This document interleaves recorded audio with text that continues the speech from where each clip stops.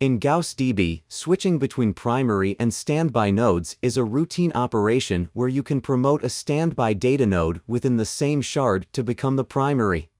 There are a number of reasons you might perform this operation. To enhance service availability, you can proactively switch workloads to a better resourced standby node before peak hours. To enable cross-AZ disaster recovery, you may want to relocate the primary node to a different availability zone as needed. During version or configuration updates, a primary or standby switchover can enable zero downtime updates by reversing roles in a controlled manner. After a switchover, the new primary data node instantly takes over all workloads. However, switchovers cannot be performed if the instance node is in an abnormal state. Single node instances do not support primary or standby data node switchovers.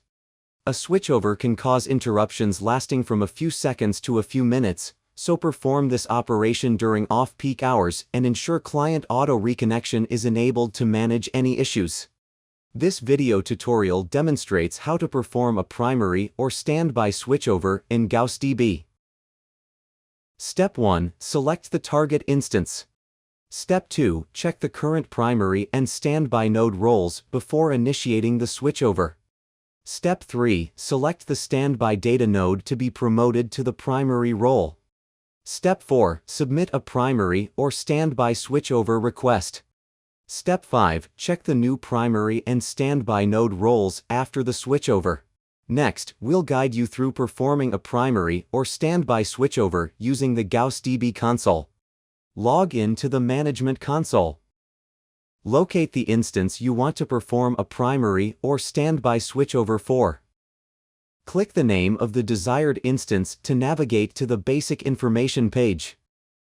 In the Node List area, review the current role of each node. In this example, root 0 is the primary data node.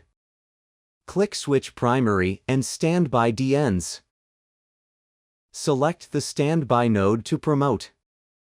In this example, we will select root 1. Then, enter the confirmation information and click OK. Once the primary or standby switchover process begins, the instance and node statuses will change to switching primary and standby DNs. Monitor the instance and node status until they show as available, then verify the primary or standby node roles. We can see that root 1 has become the primary node. This indicates a successful switchover.